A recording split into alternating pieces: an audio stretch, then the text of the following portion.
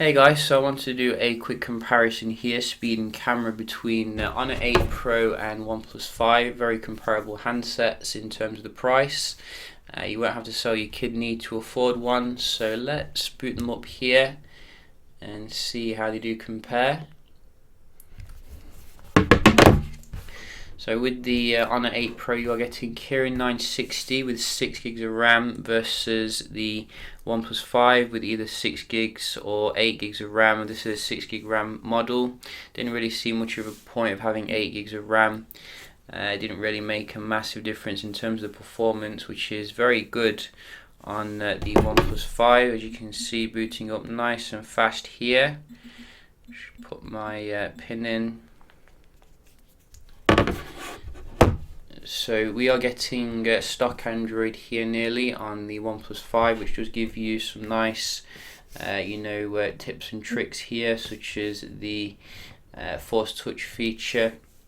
I think you don't get that with the EMUI, as you can see, but it does give you quite a lot of nice gestures and stuff, like making the screen a bit smaller, as well as lots of customization, like you can put the app drawer on again, which is fantastic. So let's just have a look at the speed here. You can see we have 3 gigs of RAM free on the Honor 8 Pro starting up. I wonder where all the other RAM is being used. Let's just open up some basic apps.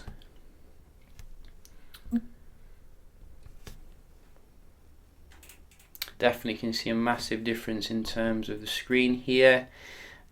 Much brighter on the OnePlus 5, but the Honor 8 Pro does come with 2K resolution, which I certainly do notice, and it does have the VR support as well.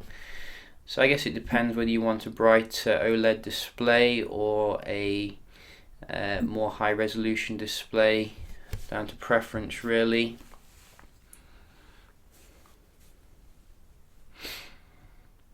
I think in terms of the speed here, they're both very nice day to day, not a massive difference. I think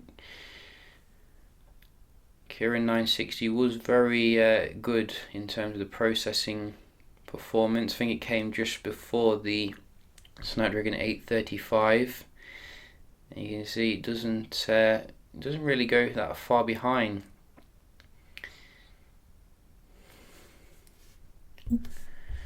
So we have Titanfall.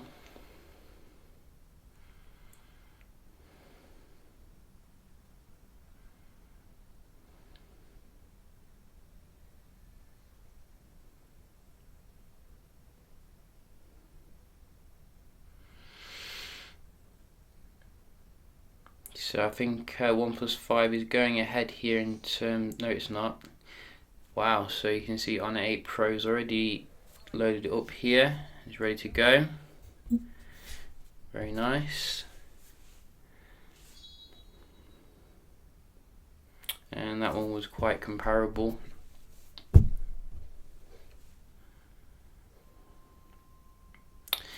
Honor 8 Pro seems to be doing pretty well when it comes to the games. Let's just try the Wi-Fi here on both of them. Are we on the same? Yes, we are.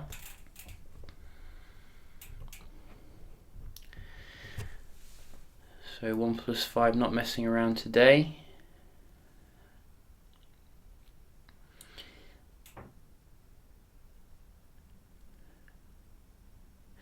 Very nice score for the upload as well.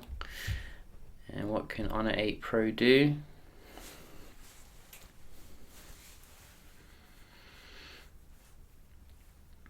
Oh, so you can see quite a massive difference here in terms of the Wi-Fi for some inexplicable reason.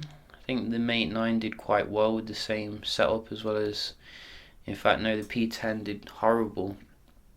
P10 was the worst in terms of the Wi-Fi. So maybe Huawei could improve that particular aspect.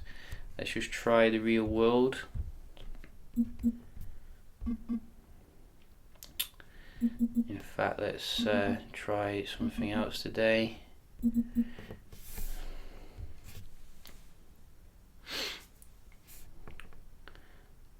Go. So I didn't actually see that. That was so fast on both of them. It's ridiculous. Let's just go somewhere down here, and let's. What do we have? Do we have the same kind of thing here? Let's try this. That was the OnePlus, I think. Then. Only just though. GSM. Again, OnePlus here. And let's see. Oh, we don't have. There it is. I'm going blind. I think OnePlus again here, loading the adverts. So in terms of the real world as well as the Wi-Fi, I'm going to give this to the OnePlus. Finally, we can just round off looking at the multitasking, which I don't expect there to be a single issue here. As you can see, both of them fully sorted when it comes to RAM allocation, which is good. Let's try the games here. You can see straight back in there.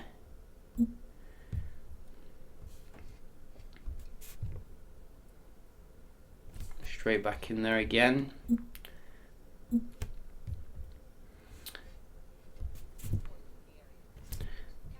Same area again.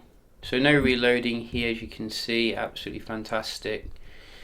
Proof that you don't have to spend over $1,000 for decent kind of performance here anymore. So let's have a look at the camera. That was an area I was actually quite interested in, because Huawei tends to do pretty well here in terms of the camera, and some people are saying the OnePlus is a little bit average in terms of, you know, the optics here, given that it was made in collaboration, I think, with DxOMark or something. But I definitely think I did notice the Honor 8 Pro giving the clearer images in terms of the low light, and that's the main area that most people are interested in. For some reason, it just seemed to be, you know, clearer, more crisp compared to the OnePlus 5. But you can have a look yourself. You know, we'll blow it up on your screen, make your own mind up. I think in terms of the special effects that you can put on, probably the Honor 8 Pro is a bit more exciting. You've got monochrome mode. You do have as well the bokeh mode, like wide aperture, so it's all there. Fully featured camera experience. I think the OnePlus 5 is decent, but it's a little bit boring in comparison to some other phones like the LG G6 and, you know, the V20 with their wide aperture goodies. But you'll get the job done. You know, it's got its own bokeh mode as well. But I think the Honor 8 Pro is coming with a little bit more here. It's a bit more exciting. Both of them have 4K as well, so nice steady kind of video recording between both of them. Not too much difference really. So I think, in fact, the actual focusing seemed to be a little bit better on the Honor 8 Pro for some reason. I did have some struggles getting it to focus on the OnePlus 5, like a metal bar in front, but you know, maybe that's just a one-off, because it supposedly has a 40% faster focusing than the OnePlus 3T. So, but I was quite impressed nevertheless with the Honor 8 Pro. I felt that you know, it gave a good experience, particularly for the price. I think they could improve the aperture, you know, get it down to 1.7 or 1.6 like LG V30, just for a little bit better low light in future. Both of them still coming with, I think, f2.0 or something. So yeah, quite interesting here. I think in terms of the performance, there's very little difference. Maybe the OnePlus 5 is better in terms of, you know, web browsing, Wi-Fi, etc. But the Honor 8 Pro, I think, takes it when it comes to the camera at the end of the day. In terms of the overall experience, maybe the OnePlus 5 does give you the better kind of overall kind of experience when you consider the brighter display, the dash charging, better battery life, and you know, the updates as well. This is going to get updated much faster, I think, than the Honor 8 Pro. You also do get obviously 2K display here on the Honor 8 Pro, which is good for VR. So there's definitely some pros and cons to consider here. But yeah, just a quick comparison between these two, both excellent phones nevertheless. There's also the Honor 9 as well, which you can consider. I think that's not too different actually. I don't know why they have the Honor 9 when they could have just had like the Honor 8 Pro and then focus on the, you know, Mate 10. So yeah, just a quick video here, and I'll see you in the next one. Cheers.